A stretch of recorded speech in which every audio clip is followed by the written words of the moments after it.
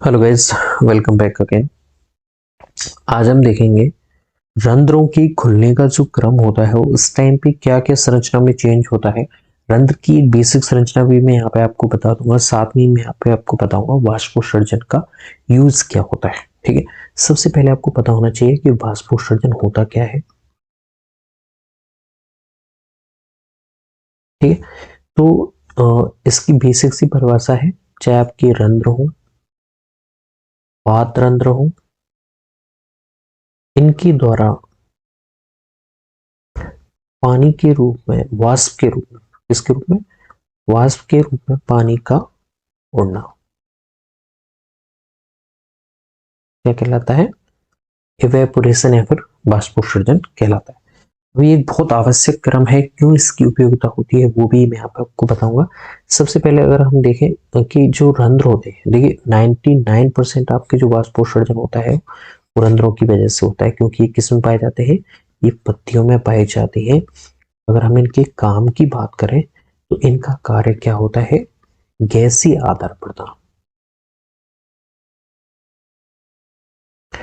Gases exchange करवाना, चाहे वो CO2 का है या फिर कोई दूसरी गैसों का आदान प्रदान करना है, पोषक तत्वों का आदान प्रदान करना है, तो वहां पे रंध्र मुख्य भूमिका निभाता है। वातरंध्र होते हैं जो तने पे जो रंध्र पाए जाते हैं उन्हें आप वातरंध्र बोलते हैं। ठीक है, एक उपत्वची रंध्र भी होते हैं जो उपत्वचा के ऊपर, क्यूटिकल्स के ऊपर पाए जाते हैं रंध्र। ठीक, लेकिन ज्यादातर जो होता है वाष्पोत्सर्जन वो रंध्र की वजह से होता है। अगर हम रंध्र का बेसिक डायग्राम देखें तो रंध्र इस तरह से होते हैं।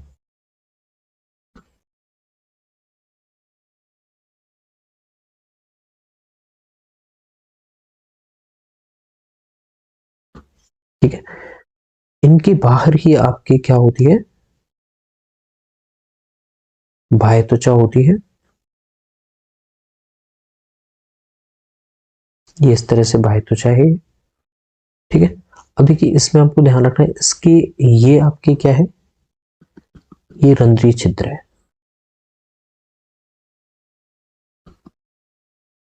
ठीक है, ये क्या है आपके, बाह्य त्वचा, बाह्य त्वची कोशिका है। अब देखिए ये आपके जो दिखाई दे रहे हैं, ये क्या है आपके, गार्ड सेल या फिर इसे आप बोलते हैं रक्षक कोशिका, या फिर इसे द्वार कोशिका भी बोलते हैं। इसके काम देखें, अगर हम इसका काम सबसे ज्यादा इंपॉर्टेंट है जो आपको ध्यान रखना है। देखिए यहाँ पे क्या होता है, इसकी जो द्वार कोशिका, जो आपका रंध्र होता है वो तीन को चीजों से मिलकर बना है। एक तो रंध्रीय छिद्र, एक आपकी द्वार कोशिका और एक आपकी बाह्य त्वची कोशिका। इन तीनों से मिलकर वो क्या बना देते हैं, रंध्रीय उपकरण। ठीक है,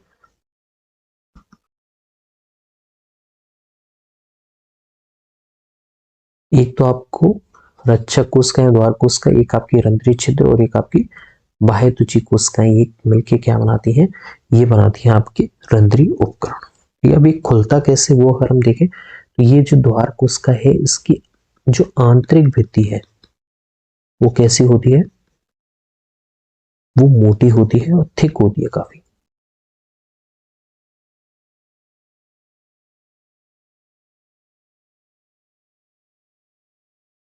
ठीक है, तुलनात्मक रूप से बाह्य जो थिक है, ये जो आंतरिक भित्ति है कैसी होती है, मोटी होती है।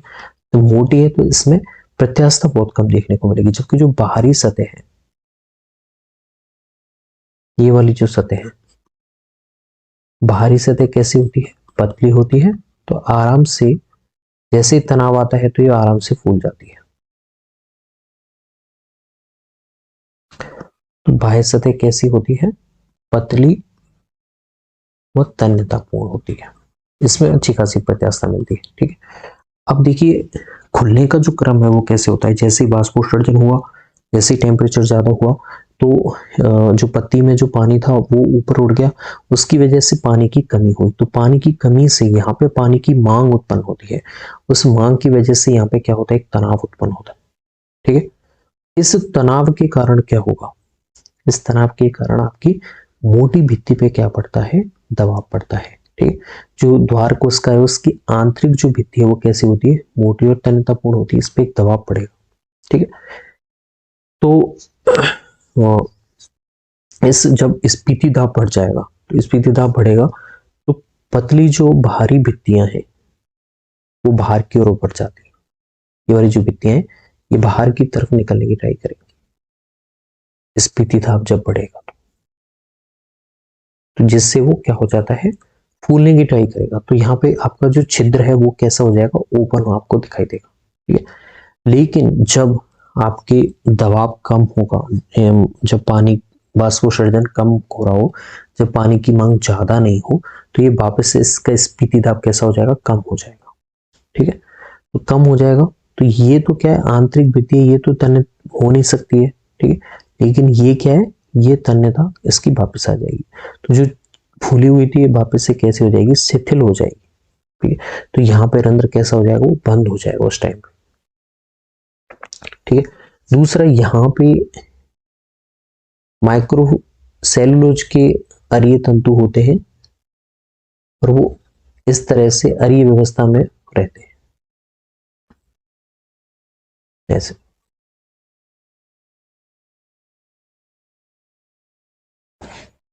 ठीक है, तो छिद्र के खुलने में, जो आपका रंध्र छिद्र इसके खुलने में, जो द्वार कोशिकाओं की भित्ति में उपस्थित जो आपकी सूक्ष्म ये जो सूत्राभ है, इन्हें आप फाइब्रिल्स भी बोल सकते हैं। सेलुलोज के बने हुए फाइबर जो है ये मुख्य भूमिका निभाते हैं। ठीक है, और यहाँ पे इसके ओपन होने में, रंध्रों के ओपन होने और बंद होने में किसकी भूमिका होती है, माइटोकॉन्ड्रिया की भूमिका होती है। ठीक है, अभी ये कैसे क्रम में है, अनुदैर्घ्य क्रम में है। जो जैसे अनुदैर्घ्य क्रम में होंगे तो आपका रंध्रीय छिद्र आसानी से खुल जाता है। ठीक है, और जब जल का तनाव समाप्त हो जाएगा, जल की मांग समाप्त हो जाएगी, तो आंतरिक भित्तियां जो होती हैं पुनः अपनी मूल स्थिति में आ जाती हैं। तो रक्षक कोशिकाएं कैसी पड़ जाएंगी, ढीली पड़ जाती है और रंध्र बंद हो जाते हैं। ठीक है,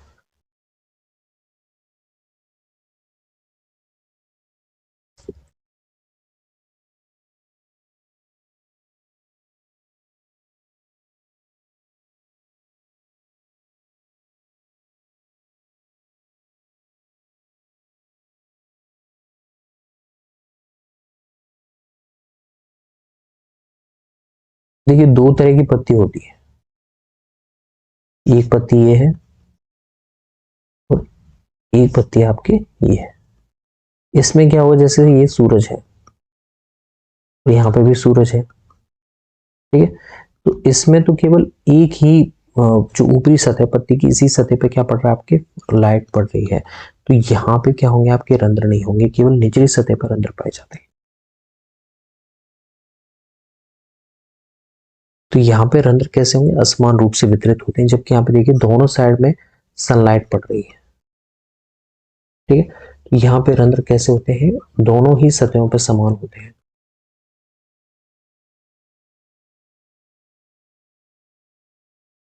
ठीक है, ये आपको ध्यान रखना है।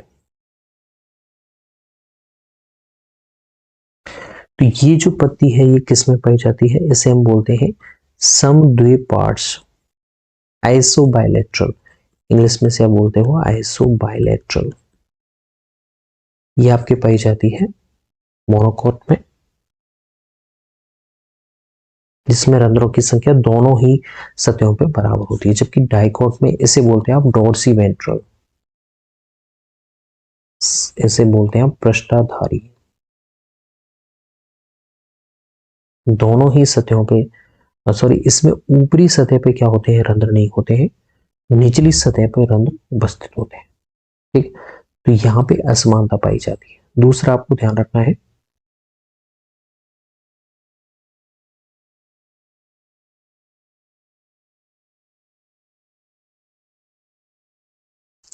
दूसरा अगर हम बात करें तो जैसे ही जल की मांग होगी, जल की मांग कब होती है, जब वाष्पोत्सर्जन हो रहा हो, यानी टेम्परेचर ज्यादा हो और आपके पानी भाप बन के उड़ रहा है, यानी कि वाष्पोत्सर्जन हो रहा है, तो उस टाइम पे रंध्र कैसे खुलेंगे, जो आंतरिक भित्ति है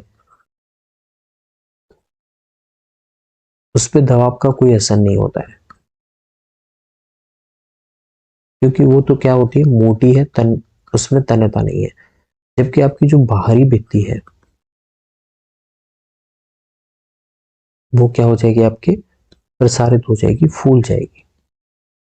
जिससे आपके रंध्र क्या हो जाता है, रंध्र खुल जाता है।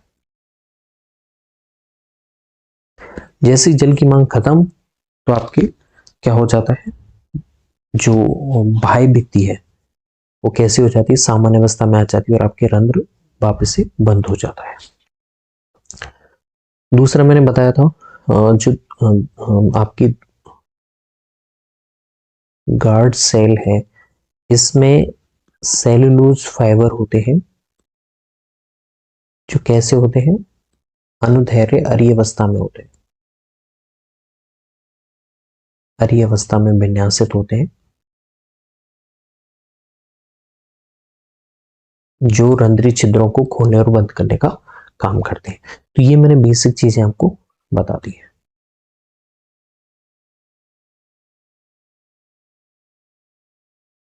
ठीक है, बाकी आप समझ गए होंगे। ये जो आंतरिक भित्ति है ये कैसी है, ये मोटी है, तन्यतापूर्ण नहीं है, जबकि बाह्य भित्ति कैसी होती है, तन्यता इसमें पाई जाती है और पतली होती है। ठीक है, ओके,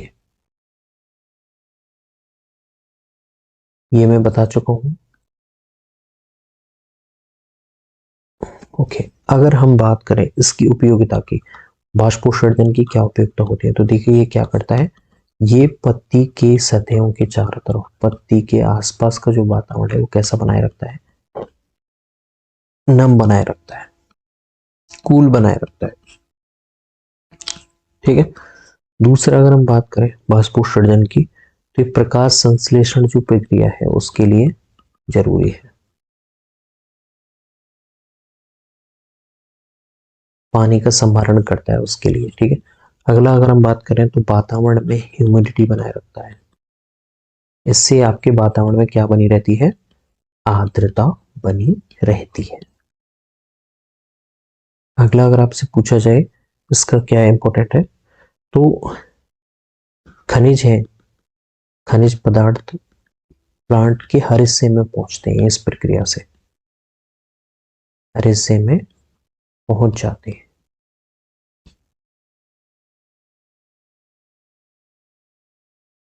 ठीक है, और इसकी वजह से प्लांट 10 से 15 डिग्री सेंटीग्रेड तक ठंडा बना रहता है